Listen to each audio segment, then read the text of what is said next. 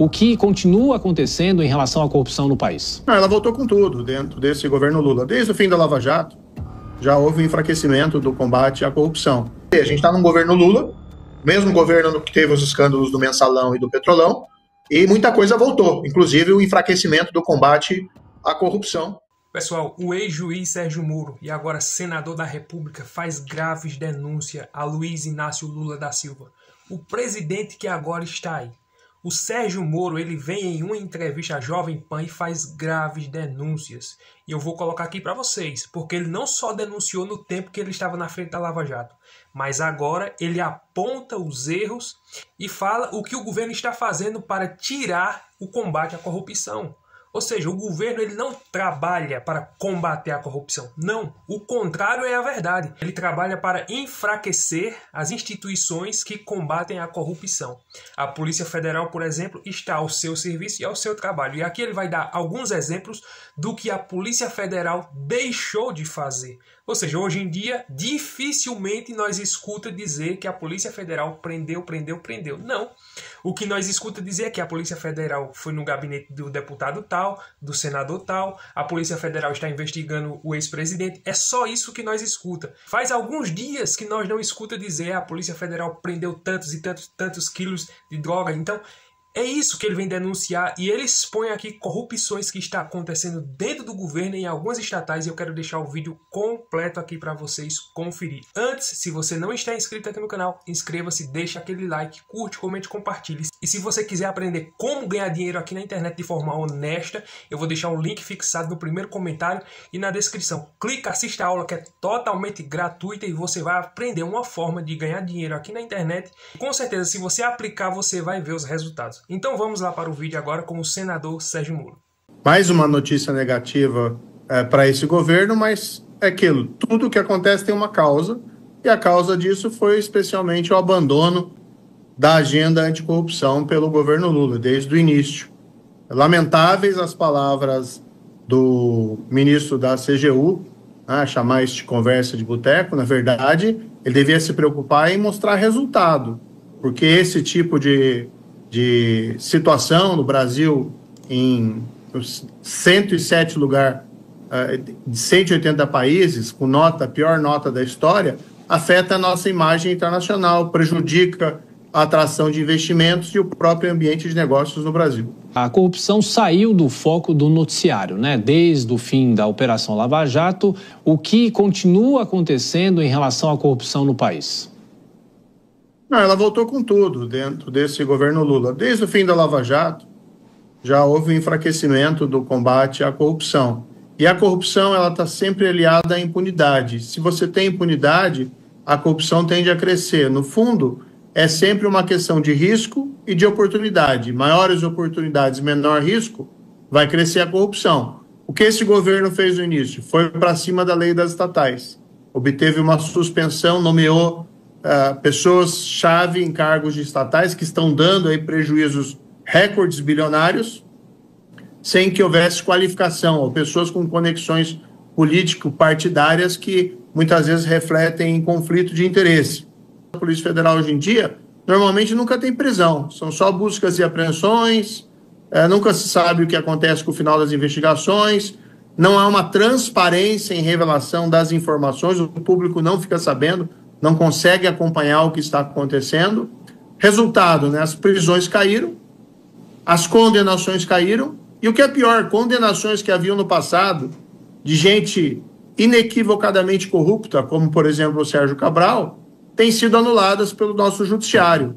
Se você tem um governo federal que não tem agenda de corrupção, ao contrário, ele é hostil à agenda anticorrupção, isso vai refletir em todo o país. Historicamente, eu sou contra retrocessos na legislação anticorrupção ou a respeito de integridade. Vamos ver se vai ser aprovado na Câmara e o que vai ser aprovado na Câmara para eu ter um juízo definitivo sobre essa questão. O que o senhor vai fazer? Como que o senhor vai trabalhar essa tentativa de se viabilizar candidato ao governo do Paraná em 2026? Olha, Tiago, eu estou focado no meu mandato de senador, tá? Em produzir ali bons resultados. Claro que, sendo oposição, muitas vezes o trabalho da oposição é obstruir no bom sentido, projetos ruins do governo. Por exemplo, eu tenho sido sistematicamente contra o aumento de tributos, de impostos, né? A população não aguenta mais essa política de taxar tudo. Tenho focado na segurança pública, porque é uma área que o governo vem performando muito mal também. Inclusive, aprovei projetos na área da segurança pública no Senado, eles estão tramitando ali na Câmara dos Deputados. Tive um papel importante naquele projeto do fim das saidinhas, que, a meu ver, um passo na direção certa da segurança pública. Agora, existe uma preocupação com o meu estado, o Paraná, que ele não caia em 2026 nas mãos do PT, que a gente está vendo esse desgoverno, e nem nas mãos de um aliado do PT. Então, é uma possibilidade, que eu tenho estudado bastante a fundo e a sério, concorrer ao governo lá do estado do Paraná, mas essa é uma questão que vai ser definida e resolvida apenas mais adiante. O foco agora é fazer um bom trabalho no Senado Federal. E veja, a Lava Jato começou em 2014 e teve seu auge ali até 2016, depois até 2018, mas ainda hoje está marcando a história do Brasil. Ainda que o momento não seja muito positivo em relação a ela, mas a gente tem que entender, a gente está num governo Lula, o mesmo governo que teve os escândalos do Mensalão e do Petrolão, e muita coisa voltou, inclusive o enfraquecimento do combate à corrupção, o enfraquecimento dos mecanismos de controle, e dentro desse movimento político é natural que esteja havendo essa tentativa de vilificação, tanto da Operação Lava Jato, como de alguns dos seus protagonistas, como eu, por exemplo. O senhor entende que há uma espécie, então, de revanchismo em relação à Lava Jato nesse governo? Seria isso? Certamente. Isso que tem acontecido não tem nada a ver com direito, não tem nada a ver com justiça. Isso que tem acontecido, no fundo, é um movimento político. Não existe nenhuma razão jurídica, nenhum motivo suficiente para justificar, por exemplo, essa anulação das condenações do José Dirceu. Até porque, veja que interessante, né? Todas essas anulações que estão acontecendo, em nenhum momento qualquer tribunal diz que foi condenado um inocente. Nós sabemos que a Petrobras foi roubada, nós sabemos que as pessoas confessaram, nós sabemos que os processos, inclusive, têm provas documentais. Esse é o caso, por exemplo, do processo José Dirceu, tinha registro documental do pagamento de suborno sendo feito em benefício dele, isso está tudo no processo. Em nenhum momento essas condenações são revertidas com a afirmação de que o acusado é inocente. Gostaria de saber a sua avaliação sobre a conduta do ministro Flávio Dino à frente do Supremo Tribunal Federal como relator deste caso, e especificamente em relação às emendas que interessam tanto aos seus pares, os parlamentares. Olha, todos os parlamentares, eu me incluo aqui, ninguém é contra a transparência. As emendas, elas destinam recursos públicos a finalidades públicas. Por exemplo, vão para organizações sociais, vão para a rede pública de saúde, para as santas casas, para as entidades filantrópicas, vai para a segurança pública. Eu destino muito recurso para a segurança pública. Eu tenho todas as minhas emendas em transparência ativa, né? Eu tenho um site específico, estão todas lá, e o cidadão pode acompanhá-los. Iniciativas de transparência, de coibir desvios, sempre são bem-vindas, mas tem um ruído muito grande no Congresso em torno desse tema, porque foi discutida uma lei, foi debatida uma lei, foi aprovada uma lei, inclusive essa lei foi objeto de discussão perante o Supremo Tribunal Federal, mas nunca parece que é suficiente. E não, o que a gente não pode fazer também é demonizar as emendas parlamentares. Se tem desvios, que se investigue, que se puna, caso sejam identificadas situações específicas. Mas, no fundo, é uma forma de direcionamento de recursos públicos para finalidades públicas. O que eu acho um pouco engraçado nessa história toda é que hoje só se fala em desvio, em possibilidade de corrupção dentro das emendas parlamentares. E dentro do governo? A gente acabou de ver a Previ, o TCU apontando um rombo bilionário na gestão da Previ, que no mínimo revela inaptidão. Mas talvez tenhamos que aprofundar esse tipo de investigação, e veja que falamos em cifras milionárias. Então hoje parece que só fala-se em investigar a corrupção relacionada a emendas parlamentares. E aqui eu não estou defendendo impunidade ou que nos faça investigação, mas existem muitas áreas do Poder Executivo com muito mais recursos, que estão tendo resultados extremamente errados, haja vista, por exemplo, o que está acontecendo com as estatais, e não se fala em nenhuma investigação nessa área. Então é natural, dentro desse contexto, que o Congresso veja com certa desconfiança e com um olhar um tanto quanto preocupado, porque se fazem ajustes, mas nunca é suficiente em relação a essa temática. Eu só queria agregar uma questão em relação à resposta anterior, que eu falei sobre o projeto. Eu disse, eu vou esperar esse projeto, né, de fato. Agora, existe uma reclamação válida, sim, de que muitas vezes a legislação eleitoral está sendo utilizada de uma maneira inadequada, né, contra opositores do governo. Eu recordo aqui, por exemplo, o caso, né, do ex-procurador lá da República, o Deltan Dallagnol, que ficou inelegível por nada, né, um processo absolutamente heterodoxo, uma aplicação da lei heterodoxa. Claro que a gente respeita as decisões judiciais, mas me parece um resultado bastante incompatível. Então existe, sim, essa preocupação. Mas o meu juízo definitivo é apenas se isso chegar ao Senado e como chegar. Aí eu vou analisar ponto a ponto, valendo a minha posição histórica sempre de ser contra qualquer espécie de retrocesso. Nós vivemos num regime presidencialista, com todos o enfraquecimento que tem havido do presidencialismo nos últimos anos, mas ainda é normalmente o presidente da República que define a agenda econômica, agenda de políticas públicas. Então, se o presidente da República tivesse uma agenda anticorrupção sólida, ele conseguiria imprimir essa agenda, ou pelo menos levar essa agenda para os demais poderes. Se seria bem sucedido ou não, não sei, mas pelo menos haveria essa iniciativa.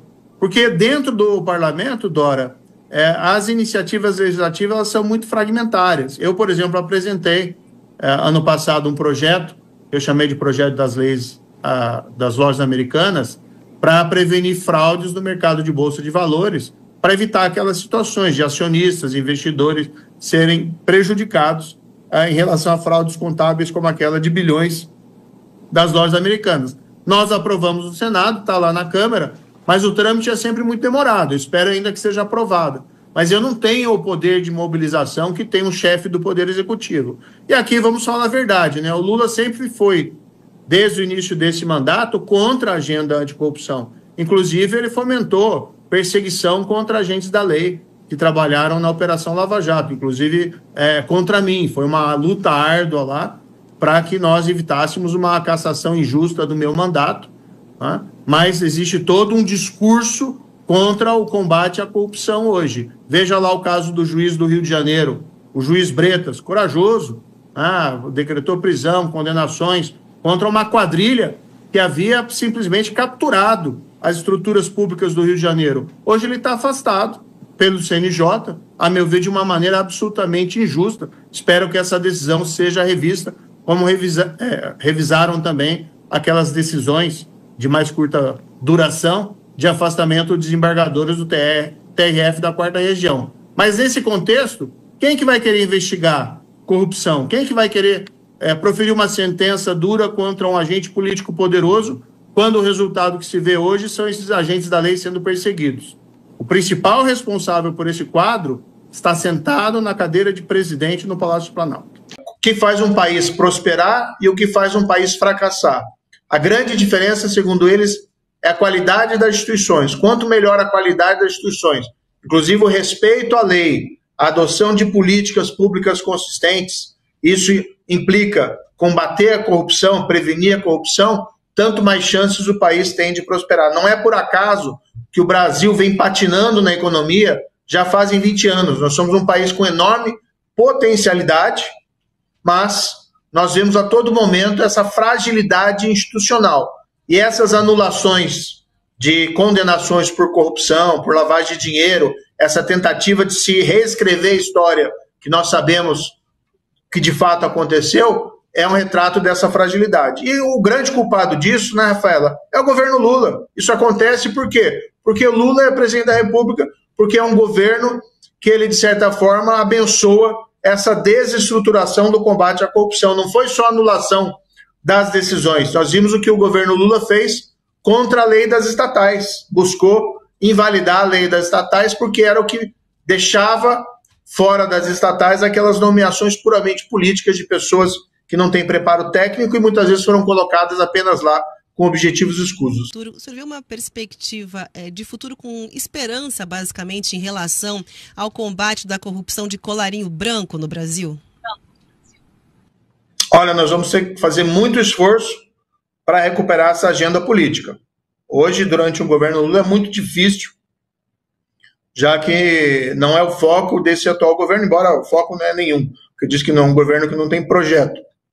Agora, existem os resistentes. Existe quem está aqui no Congresso que aponta essas contradições, que denuncia esses fatos. Ontem eu fui à tribuna do Senado e fiz o meu discurso apontando, olha, isso aí não pode, isso aqui está errado, a anulação da condenação foi negativa, nós vimos agora a resposta das urnas.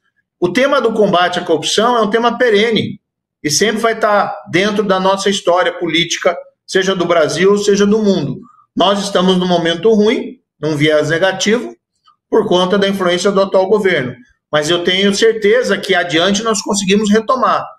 E ao contrário das narrativas mentirosas que se tem por aí, toda a condenação da Operação Lava Jato foi baseada em provas outras que dão as colaborações premiadas. Porque tudo que diz um criminoso tem que ter prova de corroboração. Então, no caso até, por exemplo, do José Dirceu, o que diziam os casos julgados pelas 3 instâncias, que cerca de 15 milhões de reais de um contrato da Petrobras havia sido direcionado para pagamentos em benefício do José Dirceu. Veja, quem diz isso não sou só eu, é o que está na sentença, o que está no acórdão do tribunal e depois no acórdão do STJ. Agora foi anulado, ok, tem que respeitar as decisões que foram tomadas, mas o registro documental está lá.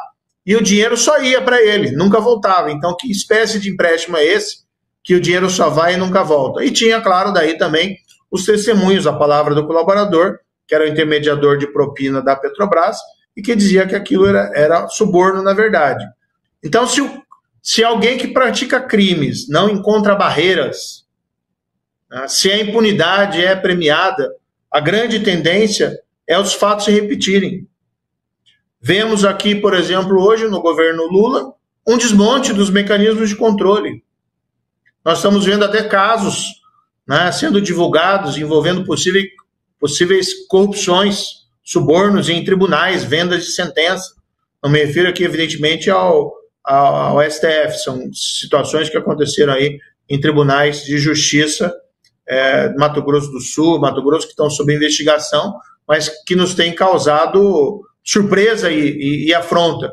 Então, se nós não formos firmes contra a corrupção, se nós abdicarmos dessa luta, nós vamos ter uma progressiva deterioração das nossas instituições, uma afetação da nossa economia e, igualmente, a afetação da nossa democracia.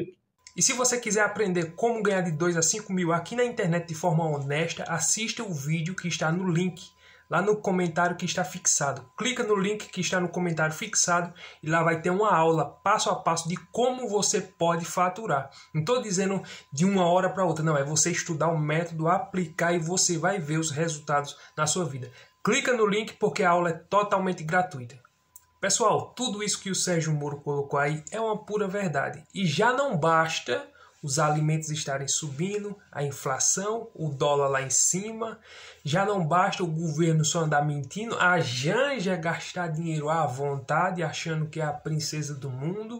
Então, e o governo tenta esconder isso, tenta maquiar isso, né? E os aliados do governo dizem, não, tá tudo bem. A Globo News, nem a Globo News está conseguindo esconder tudo que está acontecendo. Nem eles. Eles tentam passar um pano, eles tentam dizer, ó, veja bem, a Miriam Leitão, a Daniela Lima, ó, veja bem porque isso está acontecendo, por causa disso. Sempre tem uma desculpa. O governo Lula não sabe o que faz. O ministro Haddad é outro que não tem a mínima competência para estar ali na frente da economia, porque é lamentável. Aí eles sempre procuram uma desculpa. Não, as coisas estão crescendo e sempre tem a desculpa e a culpa é de Bolsonaro. Eles estão há 3 anos no governo e o desmatamento na floresta amazônica, as queimadas, é culpa de Bolsonaro, né? A chuva que houve, culpa de Bolsonaro. Não, a inflação está crescendo. Não, foi porque Bolsonaro. E tudo isso é culpa de Bolsonaro. O Fernando Haddad foi dar uma entrevista na CNN e ele disse, não, a culpa é das fake news e das mentiras. A alta do dólar não é porque o mercado está estressado. Eles não têm a responsabilidade, nem têm a competência de dizer, ó, nós estamos errando nisso, nisso e nisso, e eu quero que o povo brasileiro saiba que nós vamos dar um jeito para consertar a economia. A culpa é nossa. Eles não fazem essa autocrítica, eles não fazem. Eles procuram culpados. O presidente Lula deu uma entrevista agora há pouco dizendo, não, 2023 e 2024 foi o tempo de plantar, de arrumar a casa. Agora 2025 se prepare, porque as coisas vão começar a acontecer. Coisas que você nunca viu vai começar a acontecer. 25 e 26. Isso foi o presidente Lula que falou em uma rádio. Mas eu pergunto a você, você está colhendo o que desse governo? Porque esse governo, nas pesquisas que já está mostrando, e ele está desesperado, porque o que está deixando Lula desesperado é a sua popularidade caindo, e as pesquisas mostram que o Bolsonaro ganha a eleição. Se fosse hoje a eleição, o Bolsonaro estava ganho. E o PGR agora trouxe essa matéria para quê? Para cobrir, para fazer uma cortina de fumaça, para que todo o Brasil feche os olhos para o que está acontecendo com o governo e coloque os olhos agora em Bolsonaro. Agora Bolsonaro vai ser indiciado, agora Bolsonaro vai ser preso, agora Bolsonaro vai ser julgado. Então é isso que eles querem fazer. Eles querem cobrir uma crise, trazendo uma polêmica, mas eles não têm a mínima capacidade de fazer uma autocrítica, de avaliar onde estão errando. E a verdade é essa. O Lula não está nem aí pro Brasil. Ele quer encerrar o seu ciclo. Ele vai tentar, eu não sei, do jeito que ele está, eu acho que ele nem vai tentar sua reeleição. E se ele tentar, ele perde, do jeito que está. Talvez o Bolsonaro não vai disputar em 2026. Pelo que a gente já está vendo, é isso. É isso. O Supremo está trabalhando para isso. O PGR, que foi indicado por Lula, ele já está trabalhando por Lula. Os ministros estão lá trabalhando por Lula. Então, eles vão dar um jeito de deixar o Bolsonaro inelegível. E a única alternativa que a direita tem hoje é Bolsonaro indicar um sucessor para concorrer à carreira da presidência no ano que vem. Não tem jeito. Essa possibilidade da inegibilidade de Bolsonaro, dele reverter isso aí, na minha opinião, eu queria que ele fosse o candidato, mas eu acho que está muito difícil e ele não vai conseguir reverter isso aí. Vamos torcer para que dê tudo certo. O Bolsonaro disse que não está nem preocupado, não está nem com um pingo de medo. Vamos esperar para ver o que vai acontecer, né? Se fosse um julgamento pelo menos imparcial, mas a gente sabe que não vai ser totalmente parcial, e é triste e lamentável. Infelizmente, é como o Sérgio Moro disse, o erro está crescendo cada vez mais, e o exemplo do erro, do crescimento do erro, é justamente o presidente que está aí. Essa é a verdadeira realidade. Gostou do vídeo? Deixa o like, curte, comente, compartilha e até o próximo vídeo, se Deus permitir.